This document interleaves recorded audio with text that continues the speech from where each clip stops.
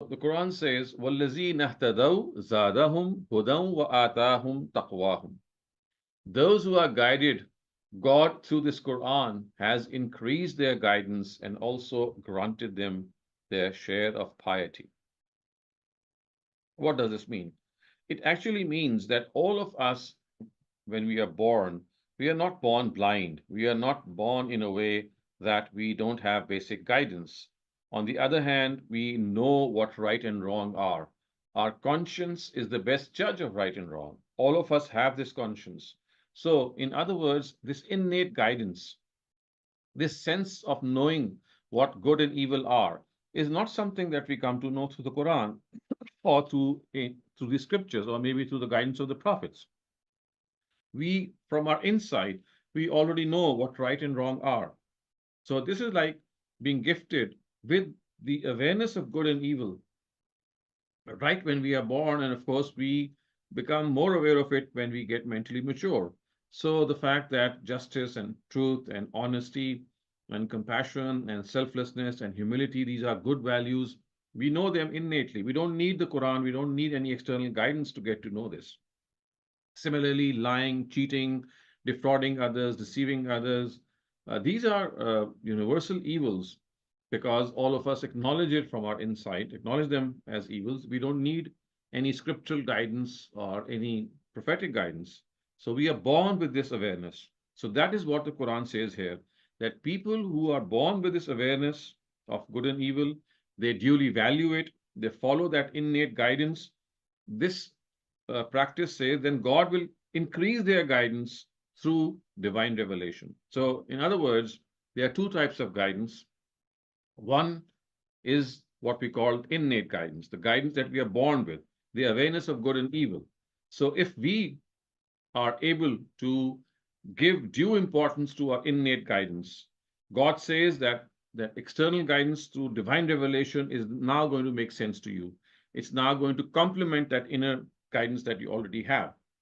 So you see, that is what the Almighty says, that I'm going to increase your guidance, which means guidance from the outside, if you duly value the guidance that you already have.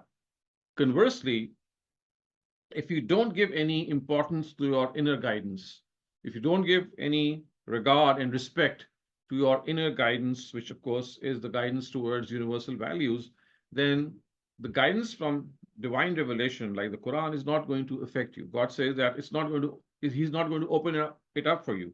You'll not even feel the urge to read the Quran or read any divine scripture, because God says that this is how He is going to punish us in this world. That if we don't care and have respect for that inner guidance, then the outer guidance or divine guidance that we become entitled to will have no role for us. And again, this is a form of retribution or punishment from God. And we do need to understand that we have to give due respect, due regard to our inner awareness of good and evil. So, this is the second way or the second practice of God that we have to know in order to recognize how He deals with His people. Let us now come to the third practice of God, or the third dealing of God, and this we can term as guidance and error. I mean, of course, this guidance and error that we have just discussed, we have seen one verse as وَالَّذِينَ اهْتَدَوْا زَادَهُمْ هُدًى وَآتَاهُمْ تَقْوَاهُمْ.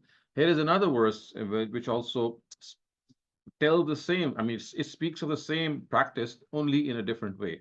So the words are, إِنَّ الَّذِينَ كَفَرُوا سَوَاءٌ عَلَيْهِمْ أَأَنذَرْتَهُمْ أَمْ لَمْ تُنذِرْهُمْ لَا يُؤْمِنُونَ ختم الله على قلوبهم وعلى سمعهم وعلى أبصارهم غشاوة ولهم عذاب عظيم. Which means that those who have decided to reject this book, it is the same to them whether you warn them or not, they will not believe. God has now set a seal on their hearts, and on their ears and their eyes is a veil, and great is the penalty that awaits them on the day of judgment. So just as people who, if they honor that innate guidance, they are going to be blessed with more guidance. Similarly, if they do not accept the guidance of the Quran and they are not in a position or don't find themselves congenial to the guidance of the Quran in any way, then the Almighty says that those who have decided to disbelieve in this book, then whether you warn them or not, it's the same for them. They are not going to believe because they have decided to deny. So we have to understand that as far as the second practice is concerned, it works both ways. If you respect and revere and give due regard to that inner positive sense that you have, then your guidance is going to increase through scriptures.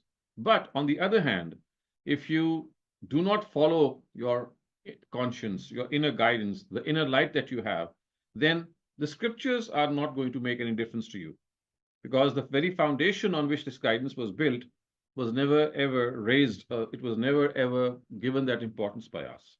So that is something that we have to understand.